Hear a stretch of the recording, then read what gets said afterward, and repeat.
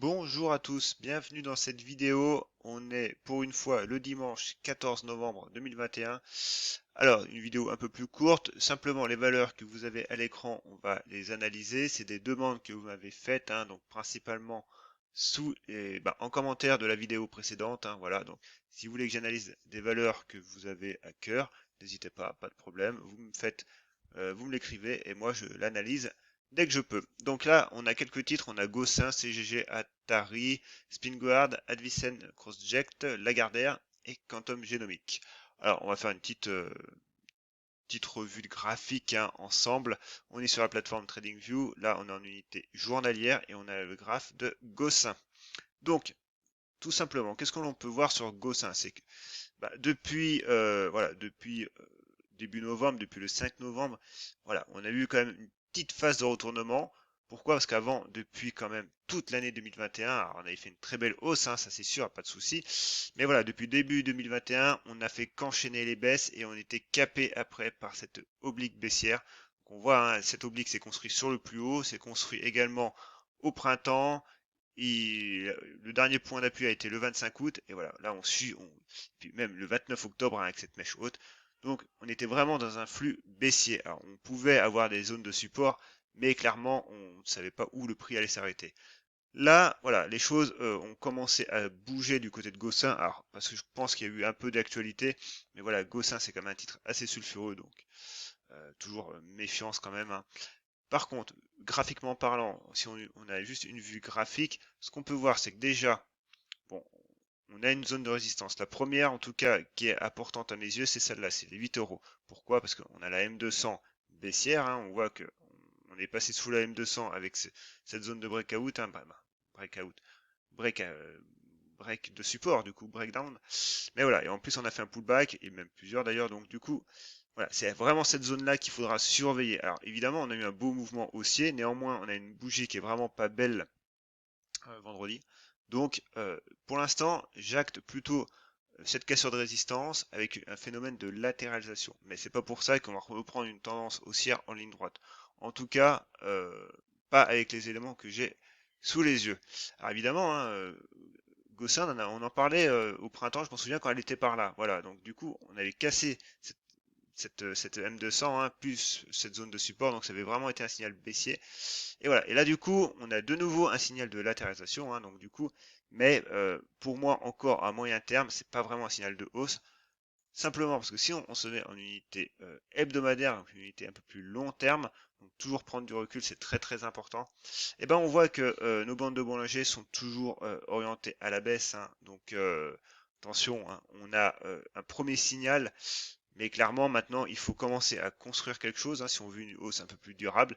Et cette construction se fera quand même entre la zone des 6,40 et la zone des 8 euros. Alors évidemment, voilà, on a le MACD qui commence à s'améliorer, on a le RSI qui est encore neutre. Donc voilà, on est vraiment dans une phase de latéralisation. On a mis fin à l'hémorragie baissière. Maintenant, il en faudra un peu plus pour moi avant de repartir en ligne droite. Alors évidemment, tout est possible encore une fois. Mais en l'état actuel des choses, voilà, tenir déjà cette zone-là des 6,40. Ensuite, CGG. Alors CGG, c'est pareil, c'est un titre qu'on avait l'habitude de parler. En gros, CGG, il se passe pas grand-chose, tout simplement. On a, c'est pareil, depuis le début de l'année 2021, une forte baisse quand même. Alors, on avait cette résistance oblique, du coup, on l'a cassée, mais voilà, ça n'a rien donné. On est plutôt dans une phase de latéralisation, avec, pareil, le niveau des 0,82 actuellement, niveau de la M200. Donc, si on a, comment, on fait on élargit un peu nos tracés parce que j'avais fait ces tracés là il y a quelques semaines. En gros, il se passe rien en fait. Voilà, on est dans un range, le MACD est neutre, le RSI est neutre. Il se passe strictement rien. Le premier signal d'envergure pour moi, ça sera quand le prix reviendra où il a été mis en échec le 12 octobre sur cette zone là des 0,78, voilà, avec la M200 qui commencera réellement voilà, un niveau qui commencera réellement à nous intéresser. Au milieu, c'est vraiment beaucoup trop court terme et voilà, on n'a aucune direction qui est prise. Et si on regarde pareil en hebdomadaire, voilà, on commence à avoir des prémices parce que notre niveau des 0,80 est là quand même, et on voit que les bandes de Bollinger commencent à se resserrer. Donc c'est pas mal. Maintenant, encore une fois, hein, en hebdomadaire, la phase de latéralisation n'est pas non plus énorme, hein. Donc on peut continuer de latéraliser pendant un petit moment et on voit quand même que la M50 est encore assez haute. Donc, quoi qu'il arrive, tant qu'on reste sous les 0,80, euh, pas grand chose de neuf. Alors, j'ai profité d'une petite interruption pour lancer la plateforme ProRealTime et l'indicateur ExtraTrend. Donc l'indicateur, vous le connaissez, c'est celui de Christophe, hein. Donc il fonctionne sur la plateforme ProRealTime. Ici, on est sur TradingView, souvenez-vous. Et ça permet du coup d'avoir une vision d'analyse graphique uniquement basée sur cet indicateur. Donc, je l'ai lancé, j'ai ouvert Gossin et regardez ce que nous dit cet indicateur du coup, hein. On a eu un trend qui est passé haussier vraiment le 4 novembre, hein, avec la résistance dynamique qui est passée haussière, bah, qui a été cassée à la hausse à 6,23 donc le lendemain. Par contre, voilà, en mensuel et surtout en hebdomadaire, on voit que la résistance dynamique actuellement se situe sur les 8 euros et que bah, on a notre résistance court terme avec notre ligne, hein, médiane qui est sur les 6,60, 6,58. Donc, ça met un petit peu voilà, cette vision-là en parallèle de celle que l'on a, avec bah, du coup cette phase de latéralisation qui débute et vraiment la cassure de la résistance oblique qui était un premier signal haussier, mais qui restait court terme parce qu'évidemment bah, derrière il faut un peu plus confirmer. Et on va regarder également CGG. Alors, CGG. Voilà, alors CGG, voilà, du coup en journalier, strictement rien. Ça monte, ça descend, voilà, c'est typique d'un range, il se passe rien. Maintenant en hebdomadaire, pareil, encore une fois, regardez cette zone-là des 0,77, bah, c'est une zone qui est quand même pivot pour la suite. Donc, continuons avec Atari. On se remet en unité journalière. Alors Atari c'est pareil, hein, on a eu une forte hausse en début d'année. Là depuis, ça a complètement on est revenu au point de départ, hein, clairement. Voilà, cette zone-là des 0,33, 0,34. Et puis, bah, du coup, on oscille. Alors, on a eu une cassure quand même ici, hein, qui tout portait à croire quand même qu'on allait rejoindre ce niveau-là des 0,26. Voilà, le prix s'est trouvé un support intermédiaire. Ok, soit. Bon, du coup, euh, clairement, le prix nous intéressait plus du tout avec cette cassure, hein, à la baisse. Pourquoi? Parce que voilà, ce range était passé à la baisse. Maintenant, les choses ont de nouveau changé parce que le prix en a décidé autrement. Donc voilà, on ne fait pas de la science divinatoire, on travaille avec les faits et notamment avec le passé, hein, c'est le principe des indicateurs techniques. Donc là, pour le coup, voilà, on se remet en selle avec la cassure le 4 novembre, hein, à la hausse des 0,34. Néanmoins, même si on se remet en selle, ça ne veut pas dire pour ça que tout de suite on repasse haussier. Pourquoi? Parce qu'on revient simplement dans notre range. Simplement, on voit que évidemment à long terme, ben, on est neutre, hein. On est monté super haut, on est descendu pareil au point de départ. Donc, balle au centre, j'ai envie de dire. Donc, premier niveau à surveiller, bah, ça sera ce niveau des 0,46, 0,50, hein, avec la M200.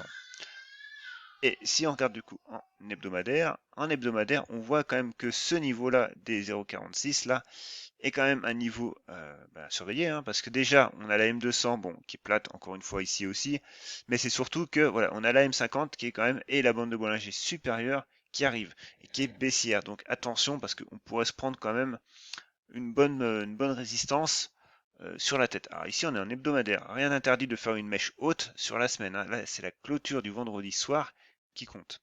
Donc on peut être haussier jusqu'à vendredi midi et tout perdre le vendredi après-midi, hein, ce serait pas la première fois. Donc méfiance encore une fois. Néanmoins il y a quand même des signaux encourageants au niveau du MACD et le RSI lui est encore neutre, hein. Donc pareil, ici on latéralise et si on regarde ça sur Extra Trend, alors, ExtraTrend nous dit que voilà, les 0,46, 0,50, c'est vraiment un niveau hebdomadaire à surveiller. Alors en journalier, encore une fois, oui, pourquoi pas, mais toujours pareil, tout dépend de votre horizon de placement. Ici, on est sur quand même une unité plus court terme, alors entre guillemets, hein.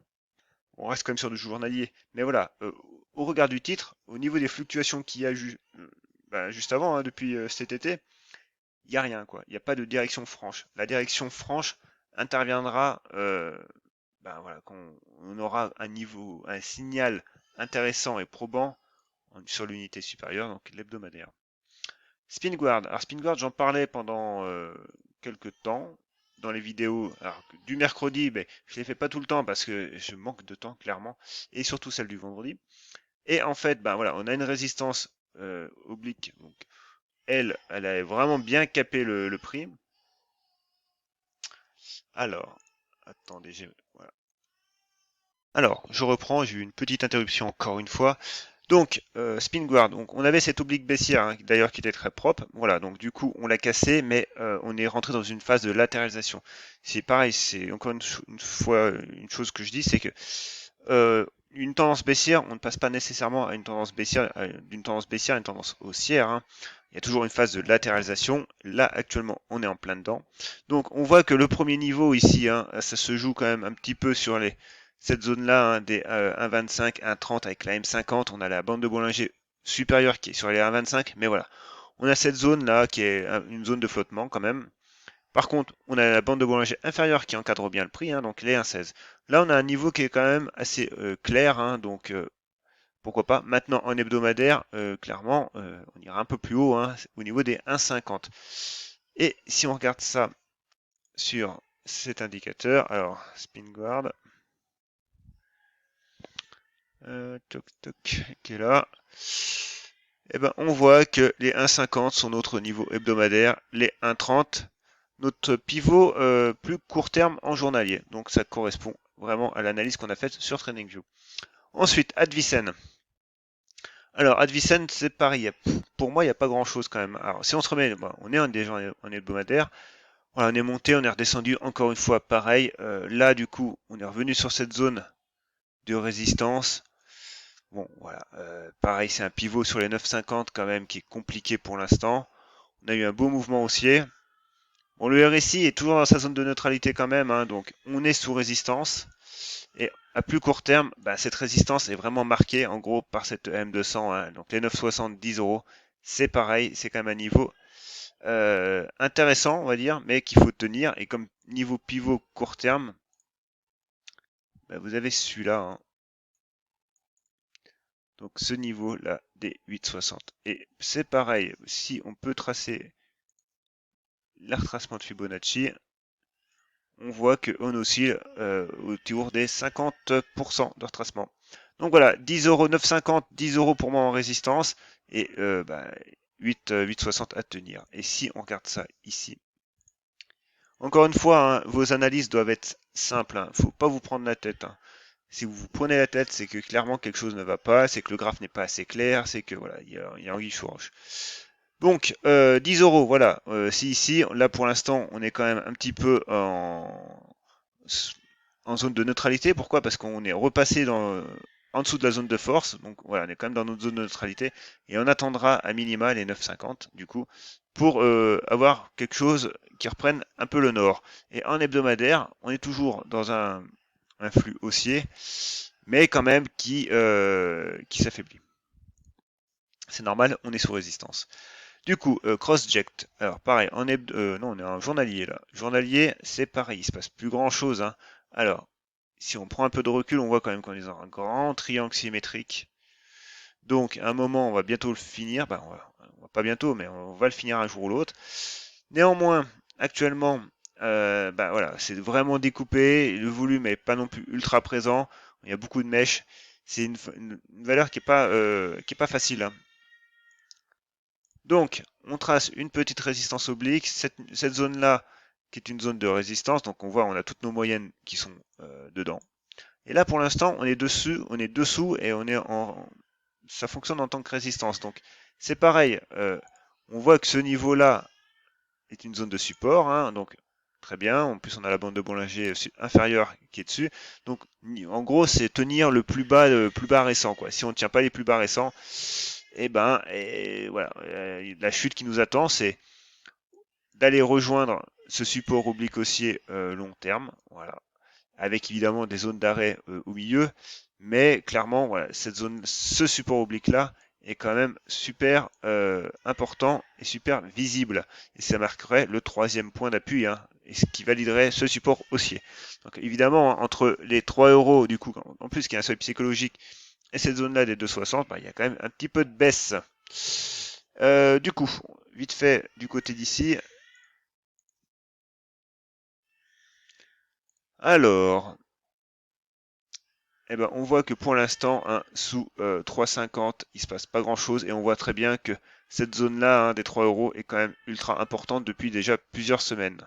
Et c'est pareil, sous 3,13, eh ben, pas grand-chose à en espérer. Et du coup, ça rejoint un peu ben, toutes nos zones de résistance qu'on a tracées, hein. Ensuite, Lagardère. Alors, Lagardère, en unité journalière, pas grand-chose non plus. C'est quand même chaotique, hein, comme configuration.